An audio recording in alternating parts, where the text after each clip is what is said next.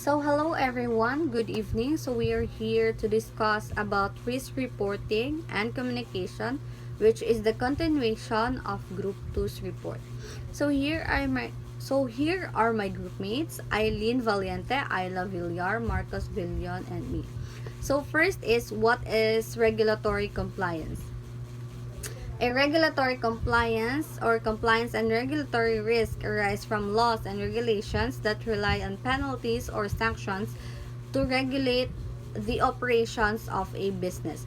So, government ensures that the products or services are regulated or mandated by the government to ensure that their products are good and reliable, and if you did not follow the regulations or the compliance of the government, you will face some sanctions or penalties from the government. So here are the overview of regulatory requirements.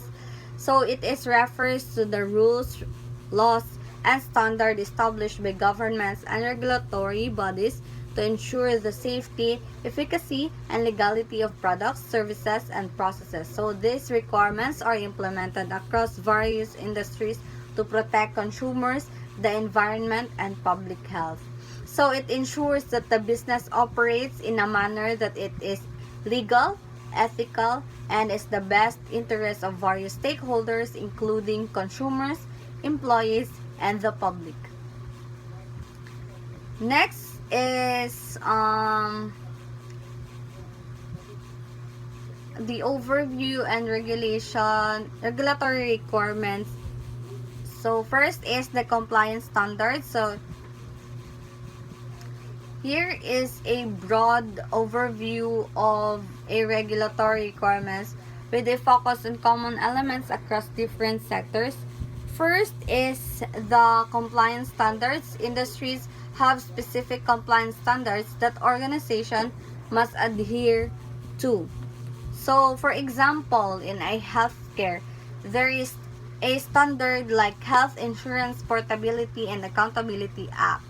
While in finance, there is a standard like Basel III for banks. So next is the quality standards.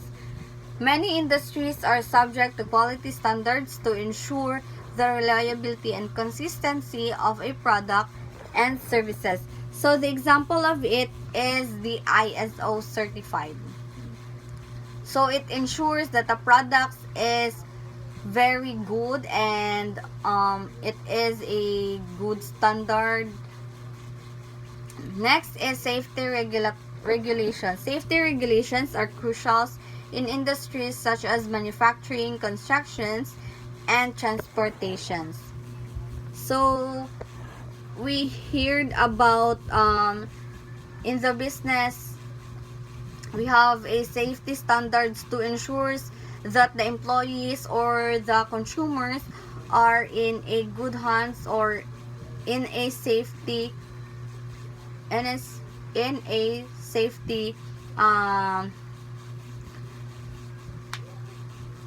standard. So next is safety regulations. The example for safety regulation is the Department of Labor and Employment. It is the primary government agency that is responsible for the enforcement of labor and employment policies, including occupational safety and health standards. Next is the environmental regulations. So environmental regulations focus on minimizing the impact of industrial activities on environment. So the DENR is the primary government agency that is responsible for the formulation and implementation of environmental policies and regulation. For example, in a Clean Air Act of Republic Act number 8749, so this law aims to protect and preserve the country's air quality by regulating emissions from stationary and mobile sources. So for example, in the factory, so they are required to to submit some documents or some compliance, or government will check their factories if their those smokes are bad for nature or not. Next is the financial regulations. Financial industries are subject to regulate that ensures the stability and integrity of financial system. Regulatory bodies like the Securities and Exchange Commissions. So financial regulations such as the insurance company, they are regulated by the SEC or Securities and Exchange Commissions. Next is the telecommunication regulations. Telecommunications industries are subject to regulate that govern issues such as spectrum allocation, network security, and consumer protection in order to protect the consumers. So one example of a public or the telecommunication regulation or the Republic Act. So here is the Public Telecommunications Policy Act, Republic Act number 7925. So this law provides the legal framework for the regulations of the telecommunications industry in the Philippines. Next is the intellectual property laws. Intellectual property laws protect inventions, trademarks, and creatives work. Patents, copyrights, and trademarks are example of legal mechanism that provides exclusive rights to creators and inventors. So intellectual property laws is very important in any businesses to ensure that they cannot copy your invention as an inventor. So next is the consumer protection law. Consumer protection law regulation aims to ensure fair business practices and protection consumers from fraud and deceptive practices.